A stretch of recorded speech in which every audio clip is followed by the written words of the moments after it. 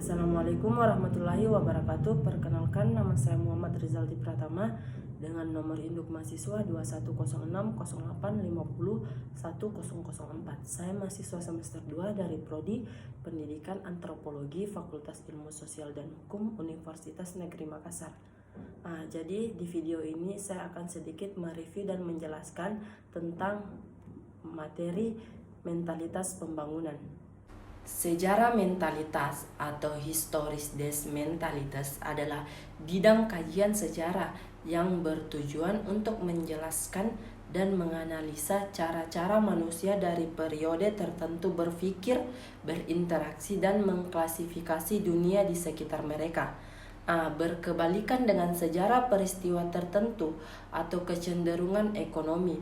Jadi kebudayaan dalam arti sempit ialah kesenian. Sebaliknya, banyak orang termasuk para ahli ilmu sosial mengartikan bahwa kebudayaan dalam konsep yang luas yaitu seluruh total pikiran, karya, dan hasil karya manusia yang tidak berakar pada nalurinya dan bisa dicetuskan sesudah manusia melakukan proses belajar. Selain itu, konsep kebudayaan dipecahkan lagi dalam unsur-unsurnya, dan unsur-unsur yang paling besar adalah unsur universal yang merupakan isi dari semua kebudayaan yang ada di dunia. Jadi unsur-unsur universal tersebut menggambarkan kontinum dari unsur-unsur yang paling sukar berubah ke unsur-unsur yang lebih mudah berubah. Jadi kebudayaan juga mempunyai wujud paling sedikit. Ada 3, yaitu wujud pertama yaitu wujud ideal dari kebudayaan yang sifatnya abstrak dan tidak dapat diraba. Wujud ini terletak di dalam kepala atau tepatnya dalam pikiran dari masyarakat, di mana kebudayaan tersebut hidup. Kebudayaan ini disebut juga adat tata kelakuan. Jadi wujud kedua yaitu sering disebut dengan sistem nasional, yaitu mengenai kelakuan, berperilaku, dan pola manusia itu sendiri. Wujud ketiga yaitu kebudayaan fisik. Wujud ini memerlukan keterangan banyak karena merupakan total hasil fisik dan karya semua manusia dalam masyarakat. Wujud kebudayaan ketiga ini sifatnya paling konkret. Perbedaan antara adat kebudayaan dan peradaban yaitu adat kebudayaan adalah keseluruhan gagasan karya manusia yang harus dibiasakan dengan belajar serta keseluruhan dari hasil karya itu, sedangkan peradaban mempunyai makna sama dengan civilization, yang berarti peradaban adalah bagian-bagian dan unsur-unsur dari kebudayaan yang indah dan halus, contohnya kesenian, sopan santun dengan struktur kompleks. Adapun pranata kebudayaan ialah seluruh total dari kelakuan manusia yang berpola tertentu yang dapat diperinci menurut fungsi-fungsi khasnya dalam memenuhi kebutuhan hidup dalam masyarakat. Jadi perbedaan antara adat dan hukum adat yaitu adat adalah suatu ide umum yang berada di atas individu yang sifatnya mantap dan kontinu serta bersifat memaksa, sedangkan hukum adat ialah semua aktivitas kebudayaan yang berfungsi untuk memenuhi suatu rangkaian hasrat naluri dari manusia yang manusia untuk timbal balik di antara aktivitas kebudayaan tersebut yang berfungsi serupa termaksud hukum. Selain itu, budaya juga memiliki sistem nilai. Jadi sistem nilai budaya terdiri dari konsepsi yang hidup dalam alam pikiran sebagai besar warga masyarakat mengenai hal-hal yang harus mereka anggap amat bernilai dalam hidup. Dikarenakan suatu sistem nilai budaya biasanya berfungsi sebagai pedoman tertinggi bagi kelakuan manusia. Sistem tata krama, kelakuan manusia, hukum, dan norma-norma semua juga berpedoman kepada sistem nilai budaya.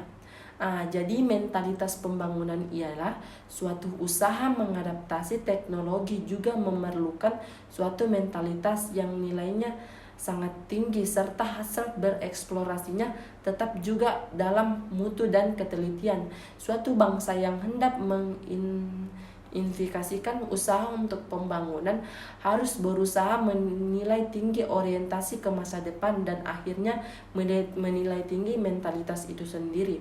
Untuk membangun mentalitas pembangunan, sikap tak percaya diri sendiri yang memburuk rupanya adalah suatu kegagalan yang harus dihindari terutama pada usaha bidang pembangunan. Selain itu, untuk melancarkan mentalitas pembangunan ini ada 4 cara, yaitu dengan memberi contoh yang baik, dengan memberi perangsangan yang cocok dan persuasi dan penerangan, dan dengan pembinaan dan pengasuhan suatu generasi yang baru untuk masa yang akan datang sejak kecil. Mental atau mentalitas adalah sebuah cara berpikir atau konsep pemikiran manusia untuk dapat belajar dan merespon suatu hal. Mental juga merupakan kata lain dari pikiran. Cara seorang dalam berpikir dipengaruhi oleh berbagai aspek seperti pengalaman, hasil belajar atau lingkungan sekitar. Ketika kita berbicara tentang mental, tentunya kita sendiri mendengar istilah mental health atau kesehatan mental. Hal ini bisa saja terjadi karena adanya kekerasan dalam rumah tangga, pelecehan anak maupun stres berat dalam jangka panjang yang tentunya mempunyai dampak besar bagi kepribadian dan perilaku seseorang yang bisa saja mengubah cara seseorang dalam menangani stres atau masalah. Proses dia berinteraksi dari daerah orang lain, bahkan dia saja memicu hasrat atau keinginan untuk menyakiti diri sendiri. Jadi ada beberapa gangguan mental yang umumnya ditemukan, misalnya depresi, gangguan bipolar, kecemasan, gangguan stres pasca trauma, gangguan obsesif, dan psikosis. Sebelum kita dinyatakan mempunyai gangguan mental, tentunya ada beberapa gejala kesehatan yang muncul pada diri kita sendiri seperti kehilangan kemampuan untuk berkonsentrasi, adanya ketakutan dan kekhawatiran atau perasaan bersalah yang selalu menghantui. Adanya kondisi di mana kita selalu marah, berlebihan dan rentan melakukan kekerasan entah itu pada diri sendiri maupun pada orang lain, dan masih banyak lagi. Namun, kita juga tidak pernah terlalu khawatir karena untuk mencegah beberapa gejala tersebut, kita bisa melakukan beberapa upaya pencegahan, misalnya dengan melakukan aktivitas fisik seperti berolahraga, membantu orang lain dengan tulus, menjaga kecukupan tidur dan istirahat, dan tidak lupa mencari bantuan profesional jika sudah mulai merasakan gejala tersebut. Dari penjelasan sebelumnya, bisa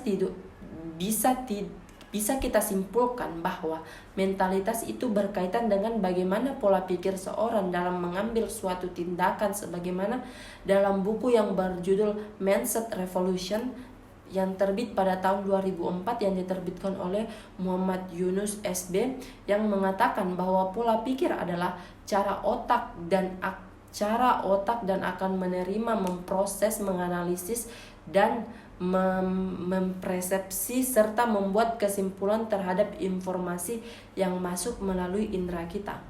Beliau juga menjelaskan bahwa setiap pikiran menjadi penyebab dan setiap kondisi yang terjadi merupakan sebab suatu akibat.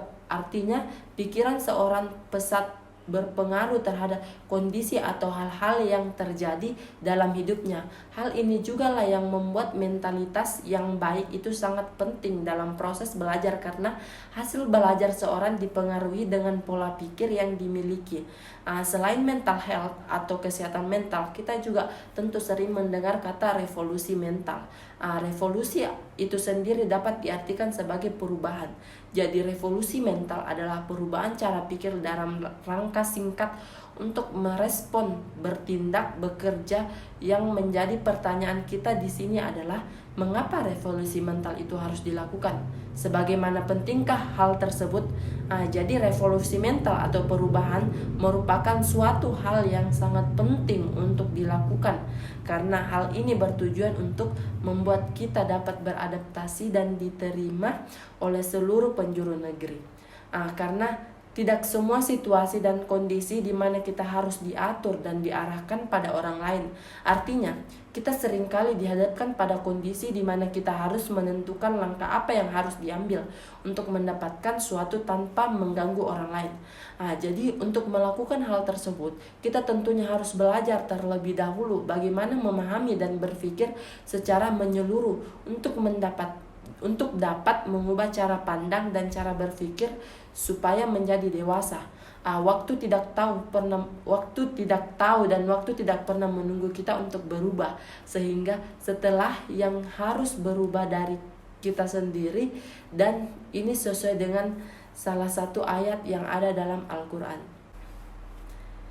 Jadi kelebihan buku yang berjudul Kebudayaan, Mentalitas, dan Pembangunan yaitu buku ini dikarang oleh seorang ahli antropologi budaya yang dikemukakan di Indonesia, yaitu Kuncharaningrat. Buku ini juga memuat tentang ulasan kebudayaan serta mentalitas pembangunan secara harafiah. Ini bisa dimanfaatkan sebagai sarana belajar bagi para mahasiswa atau siswa dengan disiplin ilmu dari ilmu budaya. Selain itu, buku ini menghadirkan teori dan metode yang telah digunakan dalam kajian kultural. Serta buku ini sudah menggunakan bahasa yang lugas sehingga mudah dipahami. Untuk kekurangan buku ini, yaitu jika digunakan sebagai referensi sudah terlalu lama tahun terbitnya. Selain itu, buku ini juga menceritakan tidak hanya kebudayaan dan mentalitas pembangunan sehingga terkesan lebih umum atau lebih luas. Buku ini juga disajikan dalam kertas yang tidak berwarna sehingga membuat kurang menarik dan ilustrasi yang kurang. Menurut saya, buku ini cocok dibaca untuk berbagai kalangan, tidak hanya budayawan, serta buku ini memuat informasi tentang kebudayaan secara mendetail. Saran saya jika buku ini bisa dicetak ulang akan lebih baik karena dapat memperbarui referensi untuk ilmu budaya yang lain. Jadi sekian review dan penjelasan materi mengenai mentalitas pembangunan dari saya. Kurang dan lebihnya mohon dimaafkan. Wabillahi taufiq wal hidayah. Wassalamualaikum warahmatullahi wabarakatuh. Terima kasih.